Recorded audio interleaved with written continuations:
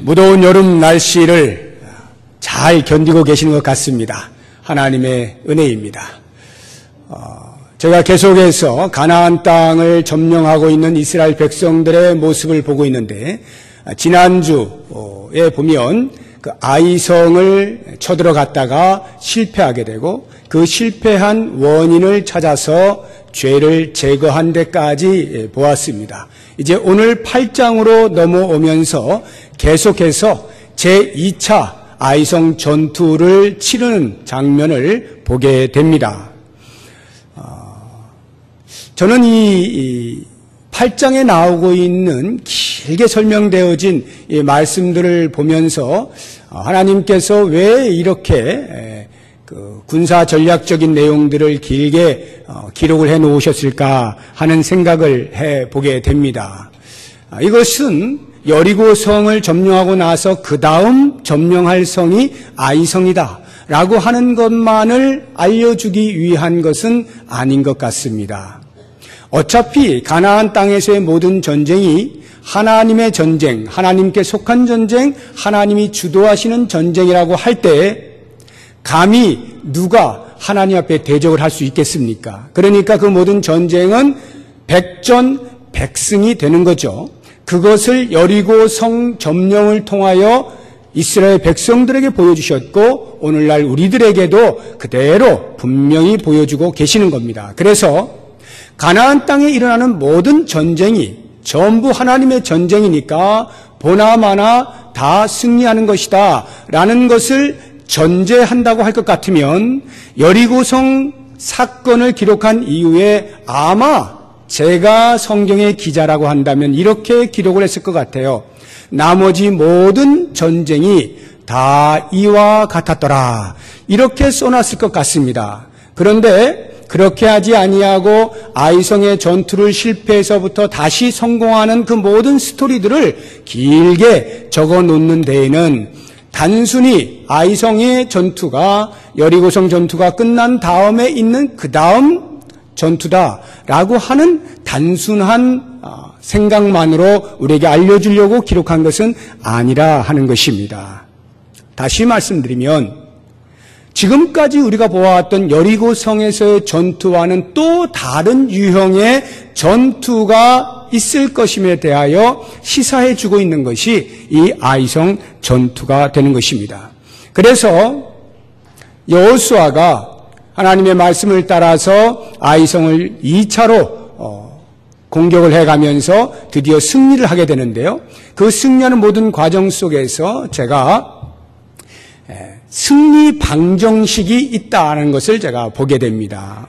방정식 하니까 어떤 수학적인 그런 도식을 말하는 것은 아니고요.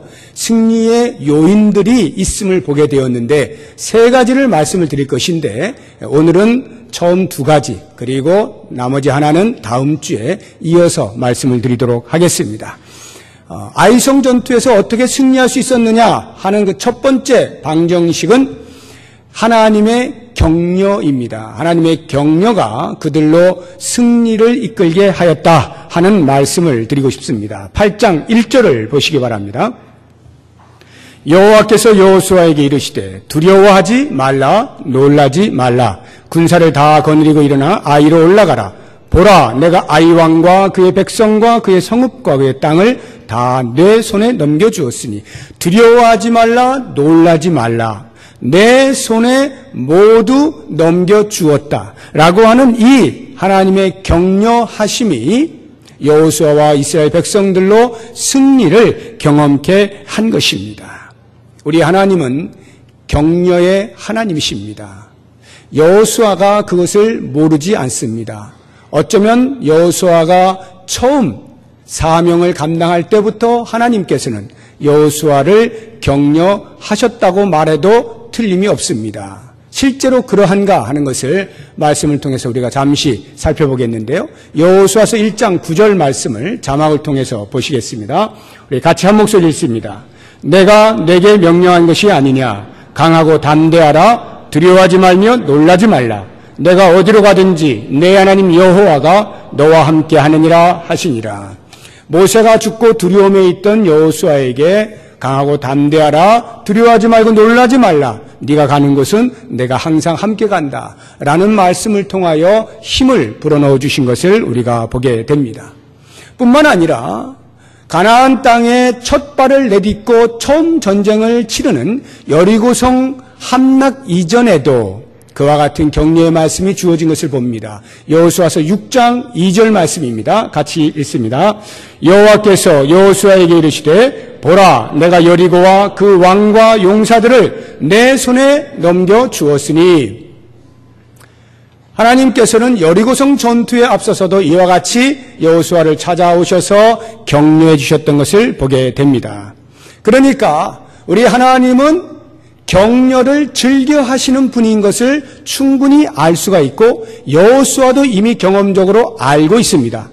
그럼에도 불구하고 아이성 전투에 앞서서 주신 이 격려의 말씀은 다른 그 어느 때와는 조금 차원이 다른 격려입니다.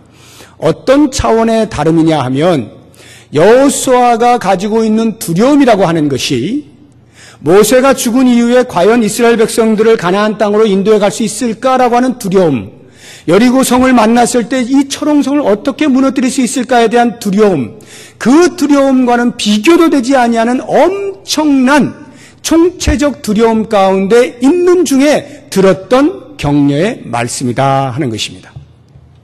그 총체적 두려움이라고 하는 것을 우리가 조목조목 살펴보게 되면요, 가장 먼저 대적들로부터의 두려움을 받을 수가 있겠죠. 아이성 별거 아니라고 생각하고 3,000명 올려보냈는데 그만 36명의 전사자를 내고 도망을 올 수밖에 없었던 굴욕을 당합니다. 두 번째로 지금 진격을 하기에 앞서서 여호수아의 마음에 두려움이 있을 수밖에 없죠. 야, 이 조그마한 성, 철옹성인 여리고성도 간단하게 무너뜨렸는데 이 아이성에서 한번 실패를 하고 이번에 올라갔는데 또 만약 실패한다면 이 굴욕감을 어떻게 벗어날 수 있을까? 사람들이 우리에게 손가락질하는 것을 어떻게 견뎌낼 수 있을까에 대한 두려움이 엄습하고 있었을 것입니다.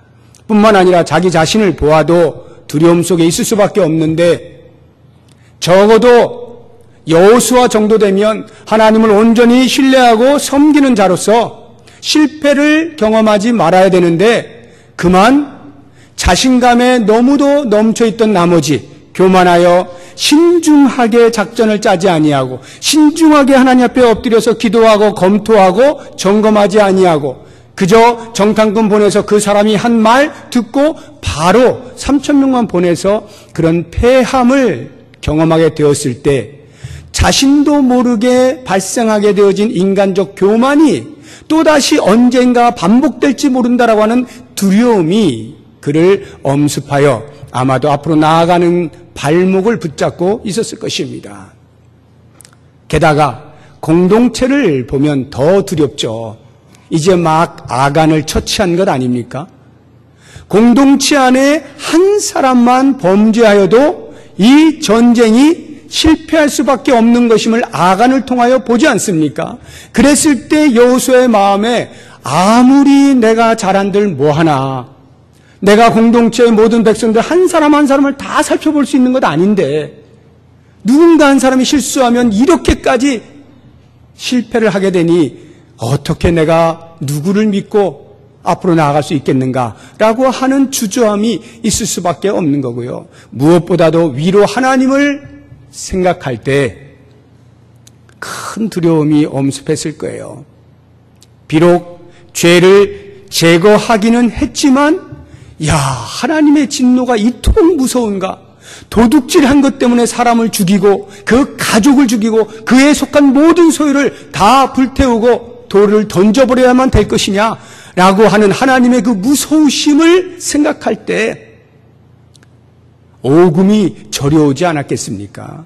이러한 총체적 두려움 가운데 빠져있는 여호수아로서는 아마도 앞에 아이성을 점령해야 되는 목적이 있음에도 불구하고 그 마음에서는 동하지 아니하는 무력감이 찾아오지 않았겠어요? 용기를 잃어버리고 자신감이 저하될 대로 저하되지 않았겠느냐 하는 것입니다.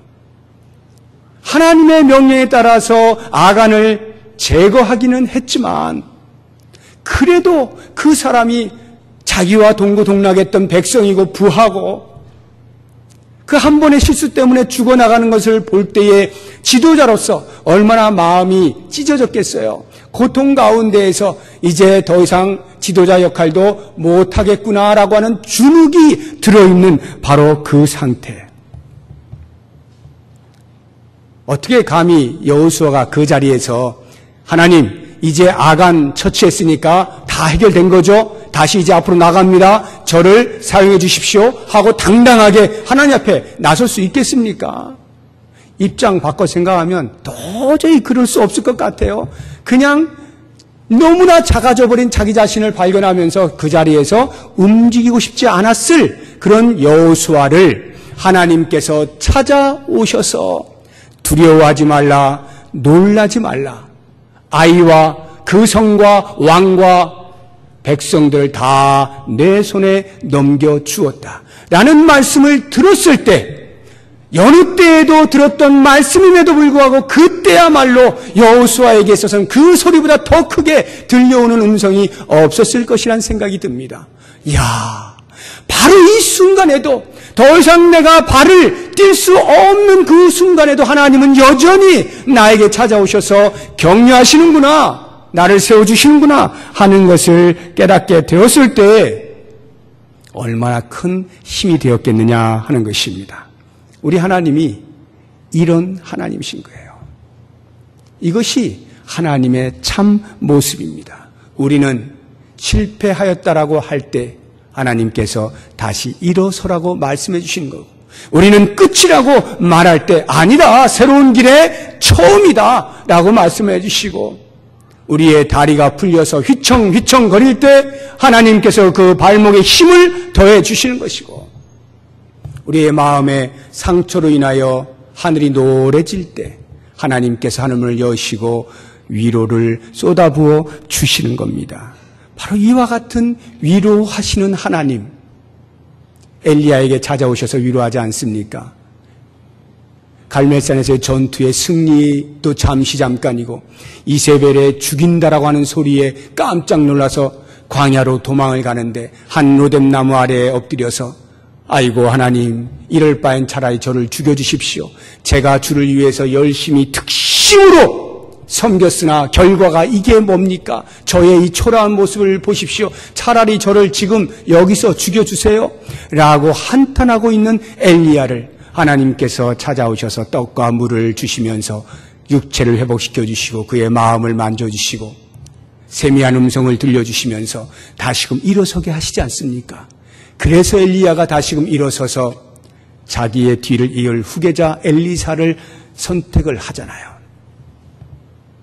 이스라엘 백성들이 바벨론 포로 70년의 생활이 다 돼가는데도 구원해 주실 기미가 보이지 아니할 때 하박국 선지자가 하나님이여 왜 제 기도를 외면하십니까? 하나님의 구원의 손길이 어디 있습니까? 한탄을 하고 가슴이 찢어지는 그러한 외침을 할 때 하나님께서 하박국 선지자에게 조용히 찾아오셔서 내가 이러한 계획을 가지고 있다 라고 말씀을 해 주실 때 그 하박국 선지자의 고백을 보십시오. 비록 무화과 나무가 무성하지 못하고 포도나무에 열매가 없으며 감람나무에 소출이 없으며 밭에 먹을 것이 없고 우리의 양이 없고 외양간에 송아지가 없을지라도 나는 여호와로 말미암아 즐거워하며 내 구원의 여호와 하나님으로 말미암아 기뻐하리로다.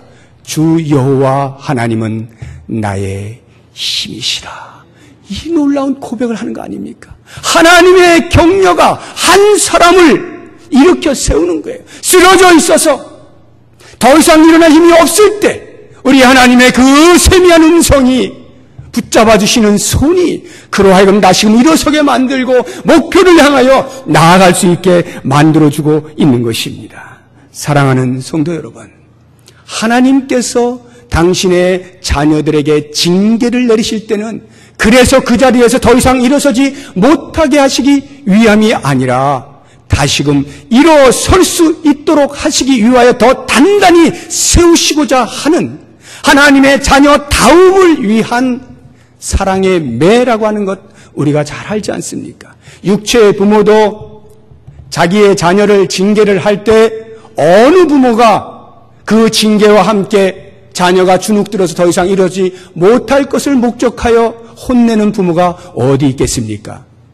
비록 혼이 난다 할지라도 정신을 차리고 그 사건을 거울 삼아서 다시금 도약의 발판으로 삼으라고 그렇게 혼을 내고 징계를 내리는 것이지, 주눅들어서 더 이상 인간 노릇 못하게 하시기 위하여 그렇게 하는 부모는 아무도 없는 것이죠.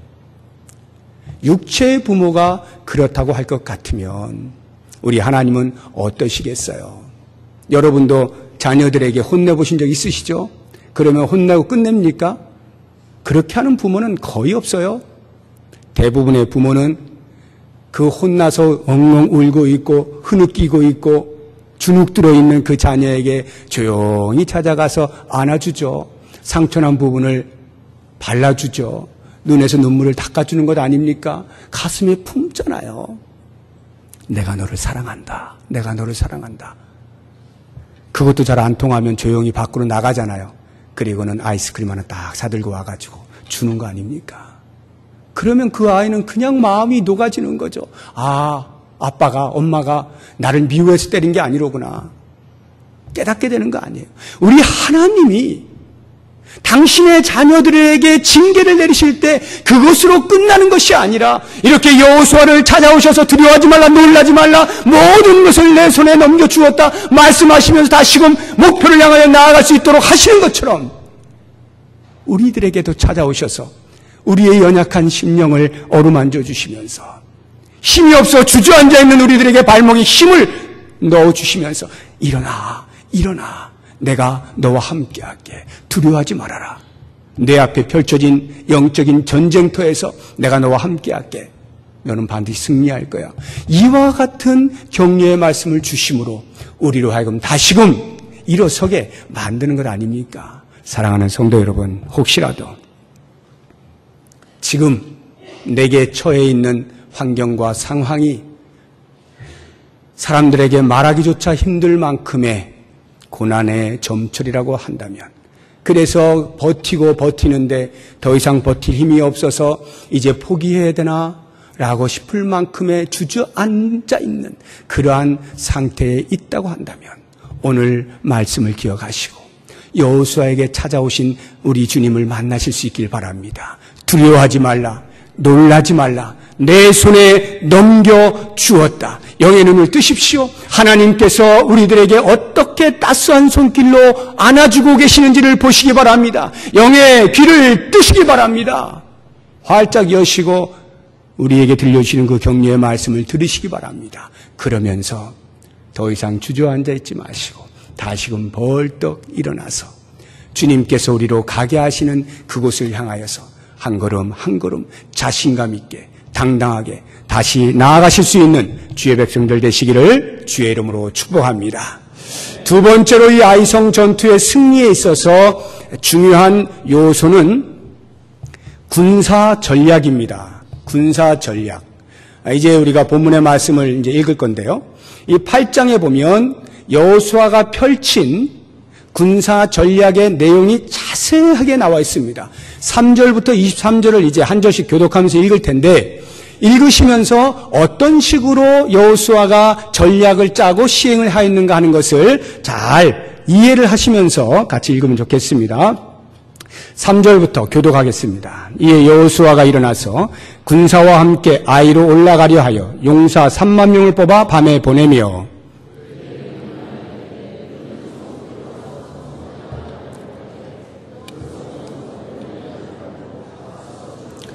나와 나를 따르는 모든 백성은 다 성읍으로 가까이 가리니 그들이 처음과 같이 우리에게로 쳐 올라올 것이라. 그리할 때 우리가 그들 앞에서 도망하면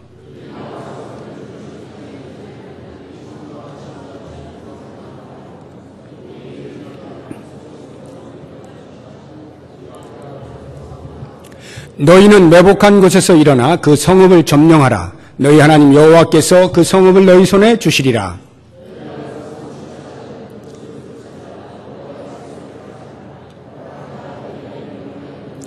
그들을 보내매 그들이 매복할 곳으로 가서 아이 서쪽 베델과 아이 사이에 매복하였고 여호수아는 그 밤에 백성 가운데서 잤더라.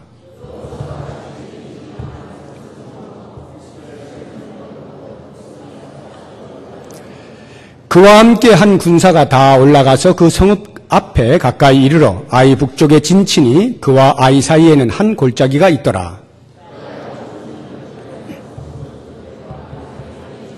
이와 같이 성읍 북쪽에는 온 군대가 있고 성읍 서쪽에는 복병이 있었더라. 여호수아가 그 밤에 골짜기 가운데로 들어가니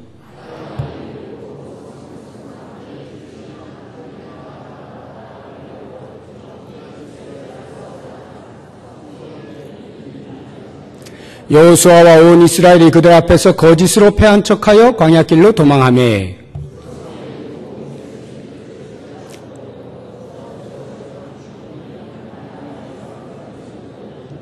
아이와 베델에 이스라엘을 따라가지 아니한 자가 하나도 없으며 성문을 열어놓고 이스라엘을 추격하였더라.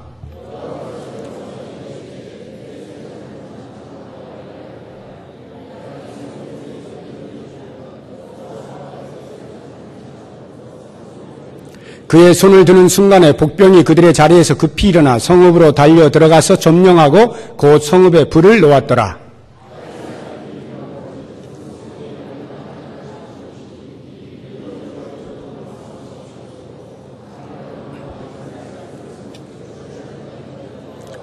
여호수아와 온 이스라엘이 그 복병이 성읍을 점령함과 성읍의 연기가 오름을 보고 다시 돌이켜 아이 사람들을 쳐 죽이고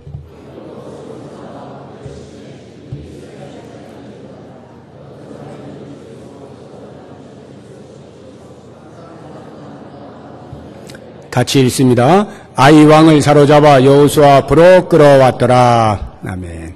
읽으시면서 다 이해가 되셨죠?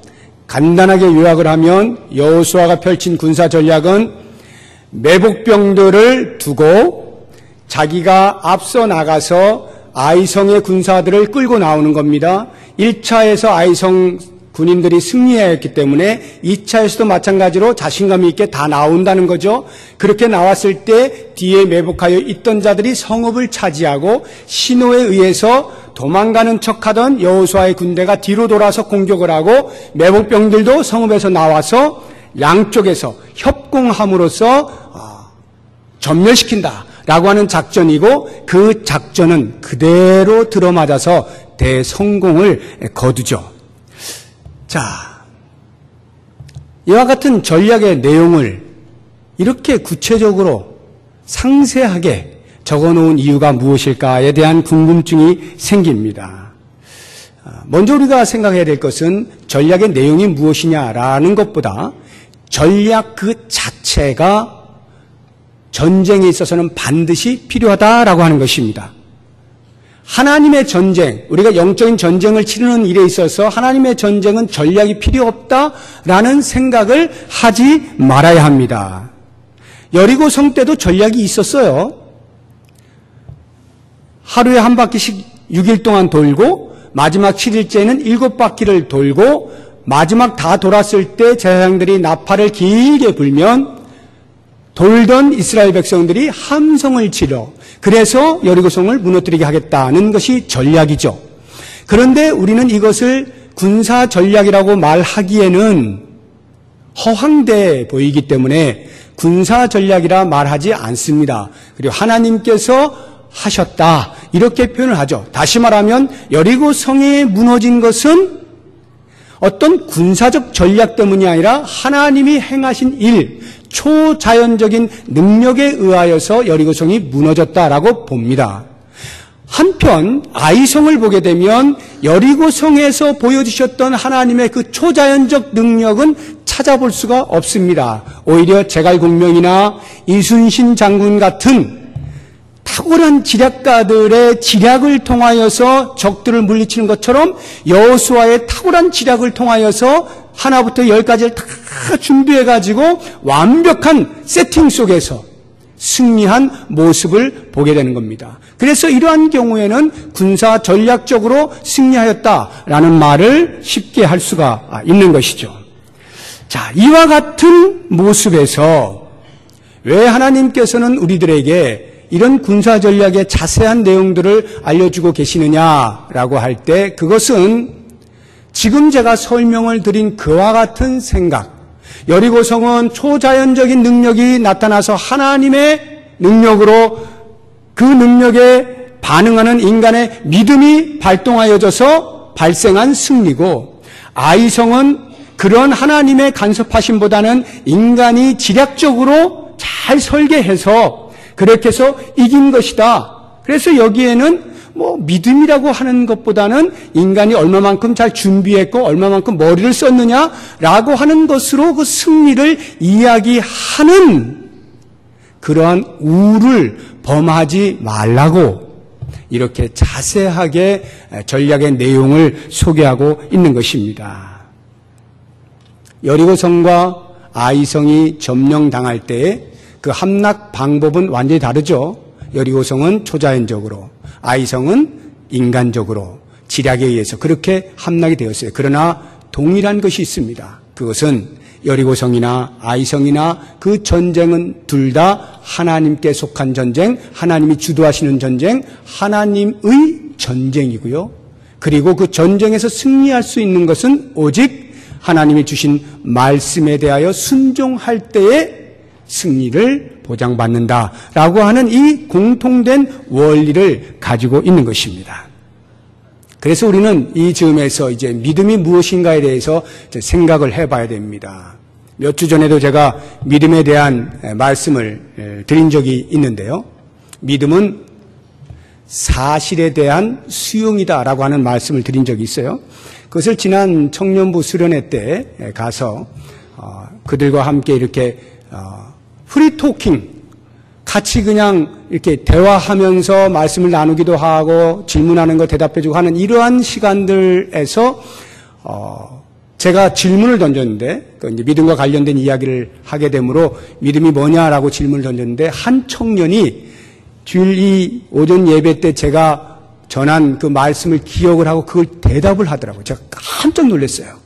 왜 깜짝 놀랐냐면, 우리는 보통 예배 한 귀로 듣고 한 귀로 흘리는 거 아닙니까? 그걸 어떻게 기억을 합니까? 근데 그 청년이 그걸 기억을 하고 정확하게 사실에 대한 수용이라고 딱 말을 하는데 제가 큰 충격을 받았어요. 야, 이런 청년이 있구나. 너무도 제가 감사하고 감격이 되어져서 오늘 2탄으로 다시 믿음이 뭐냐를 또 한번 생각을 해보려고 합니다.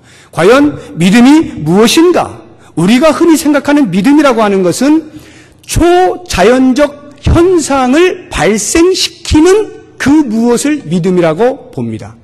초자연적 현상을 동반시킬 수 있는 도구를 가리켜서 믿음이라고 생각하는 경향이 있습니다. 그래서 어떤 분이 믿음을 설명하면서 이런 예화를 들었어요. 집을 가지고 있는 사람이 있는데 앞마당에 큰 나무가 있어요. 복덕방 하시는 분이, 중개업을 하시는 분이 이 앞마당에 있는 나무만 없어도 집값이 상당히 오를 텐데 지나가는 말로 했는데 그 말을 들은 주인이 그날부터 금식 기도에 들어간 겁니다. 하나님, 이 앞마당에 있는 나무를 뽑아서 뒷마당으로 옮겨주십시오. 이제 기도하기 시작하는 겁니다. 한 달 동안을 금식하며 기도했어요. 한 달이 다 되었습니다. 이 사람이 앞마당을 열어보았을까요? 뒷마당을 열어보았을까요? 여러분 같으면 어딜 열어보겠어요? 30일 기도하고 나서.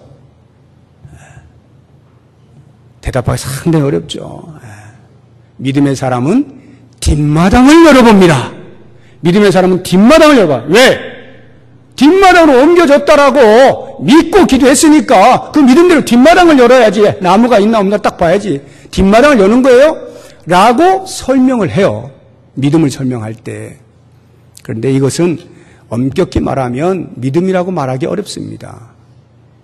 요행수를 바라는 거죠. 그런데 예수를 믿고 있으니까 기독교적 용어를 써야 되는 거지. 그래서 믿음으로 이렇게 표현을 합니다만 사실은 야, 제발 좀 요거 옮겨졌으면 좋겠다. 이러고 있는 거 아닙니까? 요것만 옮겨지면 집값이 확 오를 텐데. 이건 요행을 바라는 거지 믿음이 아닌 거예요.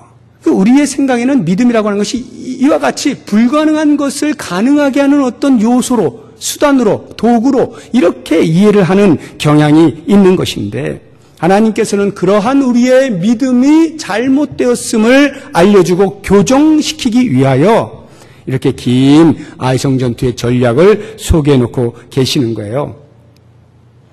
여호수아가 준비한 것들을 보세요. 얼마만큼 철저하게 준비를 했는가. 아이성에 있는 사람이 총 12,000명입니다. 그런데 그 12,000명을 전멸하기 위하여 자그마치 3만 명을 매복병으로 둡니다. 그리고 그것도 모자라서 그들 앞에 나아가서 대기하고 있는 동안에 5,000명을 또 따로 매복을 시킵니다. 3만 5,000명을 매복시켜요. 이 매복시키는 것이 매복하는 것이 그리 간단한 게 아니에요. 팔레스타인 지형의 기후를 보면 상당히 이것이 어렵다는 것을 알 수가 있는데요. 시편 121편 6절 말씀을 먼저 같이 한번 보겠습니다. 시편 121편 6절 시작. 낮의 해가 너를 상하게 하지 아니하며 밤의 달도 너를 해치지 아니하리로다. 낮의 해가 상하게 하고 밤의 달이 해친다는 말이 무슨 말일까요? 이 팔레스타인 땅 기후가 일교차가 상당히 심해서 낮에는 뜨겁습니다. 그래서 그 해 때문에 실신을 하는 경우도 있어요. 밤에는 너무너무 추워져 가지고 겉옷이 없으면은 그냥 얼어 죽게 생길 만큼의 그래서 밤의 달이 해칠 수가 있다는 거예요. 그래서 하나님께서는 광야의 삶을 사는 이스라엘 백성들에게 낮에는 구름 기둥으로 밤에는 불 기둥으로 인도를 하시는 거죠.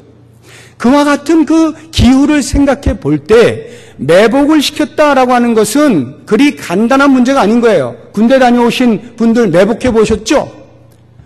지하에 땅을 파가지고 거기에 들어가면 겨울에는 꽁꽁 추워서 뭐 어쩔 줄 모릅니다. 여름에는요 땀이 철절 더워가지고 그것도 다 이렇게 변장을 해야 되잖아요. 그 뭐라 그러죠? 이렇게 하잖아요. 얼마나 덥습니까? 그런데 밤새도록 매복을 하고 있어야 되니까 35,000명이 그 일을 하고 있다고 할 때 여호수아가 12,000명을 처치하기 위해서 그 정도로 투자를 하는 이유는 이번만큼은 절대 실패하면 안 된다라고 하는 성공에 대한 승리에 대한 집념 아닙니까? 상당한 노력과 공을 들이고 있는 모습을 볼 수가 있습니다. 그리고 그가 어떻게 하는지 구절을 보십시오. 그들을 보내며 그들이 매복할 곳으로 가서 아이 서쪽 베델과 아이 사이에 매복하였고 여호수아는 그 밤에 백성 가운데서 잤더라. 백성 가운데서 자면서 용기를 불어넣어 주면서 준비를 하고 있는 거죠. 대기하고 있는 것입니다. 언제 어디 때든지 일어나서 공격할 준비를 갖추는 거예요. 긴장의 끈을 풀지 않는 것입니다. 그리고는 10절을 보시면 여호수아가 아침에 일찍이 일어납니다. 그리고 백성들 머리수를 셉니다. 그리고는 이스라엘 장로들과 더불어서 백성에 앞서서 올라갑니다.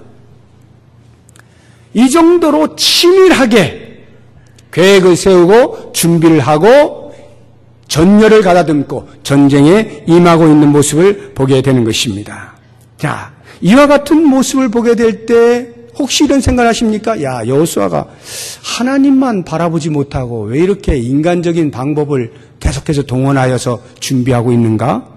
혹시 하나님이 생각하는 것과 반대의 길을 걷고 있는 것은 아닌가? 하나님을 덜 의지하는 것은 아닌가? 라는 생각을 하시게 될지 모르겠습니다. 그런데 그렇지가 않아요. 이것은 하나님께서 여호수아에게 알려주신 방법입니다. 하나님께서 복병을 두라 했어요. 매복을 심으라고 말씀하셨어요. 그런데 여러분 생각해 보면 좀 이 작전을 하나님께서 여호수아에게 알려주셨다 하는 것에 대해서 좀 납득이 여러분 잘 되십니까? 저는 잘 안 돼요. 하나님이 뭐 이런 식으로 하시나. 말이 좋아 협공이지 사실은 일정 부분 속이는 게 있잖아요. 거짓으로 후퇴하는 거 아니에요. 후퇴하는 척하다가 돌아서서 같이 공격해가지고 끝을 보는 거 아닙니까? 그러니까 군사 전략적인 면에서는 탁월한 것인데 우리 신앙의 눈으로 보기에는 왠지 하나님이 이렇게 하실 것 같지 않은, 하나님은 이런 식 말고 여리고성 무너뜨리듯이 그냥 그렇게 해버리시는 것이 우리의 신앙의 눈으로 볼 때는 훨씬 더 위대하신 하나님을 찬양할 만한 근거가 될 것 같은데 뭐 이렇게 조금 유치해 보이잖아요. 하나님이 이러실 것까지 없는데 뭘 숨겨놨다가 이렇게 했다가 해가지고 이렇게 해서 바로 이 부분에 대해서 하나님께서 일부러 더 자세하게 당신이 이것을 시킨 것임에 대하여 자세하게 기술하도록 해 놓으신 거예요. 무슨 말이냐면 믿음이라고 하는 것이 언제나 초자연적인 현상을 동반시키는 것은 아니다라고 하는 거예요. 아니 어쩌면요, 더 솔직히 이야기하면 그러한 경우는 100가지 믿음의 행위가 있다면 한 가지나 있을까 말까 하고요. 우리들의 일상의 삶의 대부분은 전부 지극히 상식적이고 지극히 자연적인 것에 있습니다. 우리의 믿음이 표현되는 것은요, 어떤 어마어마한 여리고성을 무너뜨리는, 철옹성을 무너뜨리는 그러한 일에만 사용되는 게 아니라요, 밥을 먹으면서도요, 친구랑 이야기하면서도요, 길을 건너면서도 작동되어져야 하는 것이 믿음이에요. 지극히 상식적이고 자연적인 부분에서 믿음이 쓰여져야 하는데 우리는 그것을 놓치고 있다 이 말이에요. 그래서 철옹성을 만나면 그제서야 하나님 믿습니다 라고 하면서 건널목 하나 건널 때는 신경 안 쓰고 그냥 막 건너는 거예요. 이것이 우리의 현주소라고 할 때 하나님께서 왜 이와 같은 인간적인 방법처럼 보이는 군사 전략을 자세하게 기록하게 하면서 당신이 지시하신 것이라 말씀하고 있느냐. 믿음이란 방편이나 전략에 있지 아니하고 믿음의 대상이 누구냐. 믿음의 대상의 문제다라고 하는 것을 알게 하시는 겁니다. 우리가 믿는다라고 할 때 과연 여러분은 뭘 믿습니까? 되어질 일을 믿습니까? 진행되어지는 과정을 믿습니까? 아니면 나타날 결과를 믿습니까? 뭘 믿나요? 믿음이란 그러한 것들이 아니라 믿음의 대상, 나는 누구를 믿느냐? 이것이 믿음이에요. 여호와 하나님을 믿는 사람은 그 믿음으로 말미암아서 때로는 초자연적인 현상이 나타날 수도 있고 때로는 지극히 상식적이고 자연적인 현상 속에서 믿음이 드러날 수도 있는 것입니다. 이 아이성 전투는 후자를 우리들에게 말해주고 있는 거예요. 우리도 모르는 사이에 여리고성과 같은 것을 믿음이라고 말하기 쉬운 이 착각을 벗어나서 일상의 삶에서 지극히 인간의 노력이 얼마든지 요청되어지는 그 삶의 자리에서도 우리의 믿음이 필요하다라고 하는 것을 알려주고 있는 것입니다. 사랑하는 성도 여러분, 과연 우리는 그러합니까? 우리는 그러한 일상의 삶에서 우리의 믿음이라고 이야기해 본 적이 있습니까? 믿음의 행위라고 생각하면서 행해 보신 적이 있습니까? 이 아이성 전투에서의 모습은 우리에게 그것을 요청하고 있는 거예요. 하나님께서는 우리로 잠잠하라, 내가 알아서 하겠다라고 말씀하실 때도 있지만 그것은 우리의 일생에서 몇 번 되지 않아요. 나머지 모든 것은 우리를 사용하시는 거예요. 우리의 머리를 사용하시고요. 우리의 노력을 사용하시고요. 우리의 땀을 사용하시고요. 우리의 준비하는 것을 사용하시고요. 그래서 공부 안 하고 서울대에 가려고 기도하는 것은 잘못된 겁니다. 그건 믿음이 아니에요. 얼마만큼 내가 노력하는 그 노력을 하나님께서 사용하셔서 그 믿음의 그 노력의 결과를 주실 때 우리는 그것을 믿음이라고 말할 수 있어야 되는 거예요.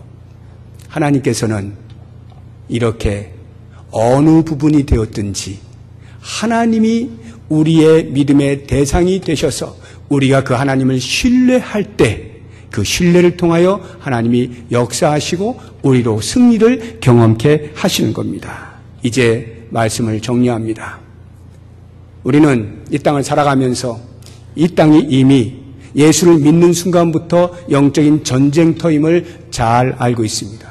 이 영적인 전쟁터에서 과연 어떻게 승리할 것이냐 할 때 첫째로 하나님의 격려하심이 나로 승리를 경험케 하신다 하는 것 잊지 마십시오.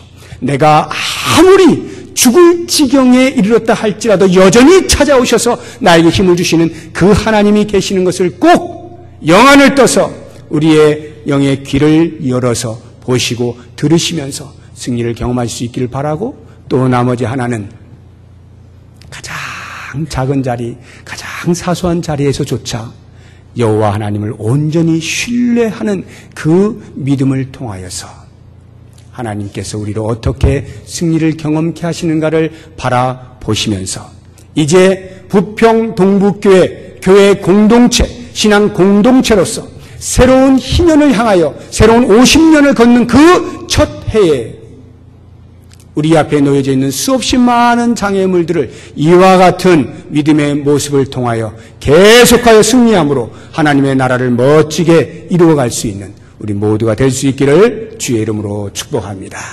기도하겠습니다. 하나님 아버지, 하나님의 음성을 듣습니다. 두려워하지 말라, 놀라지 말라, 내 손에 넘겨주었노라.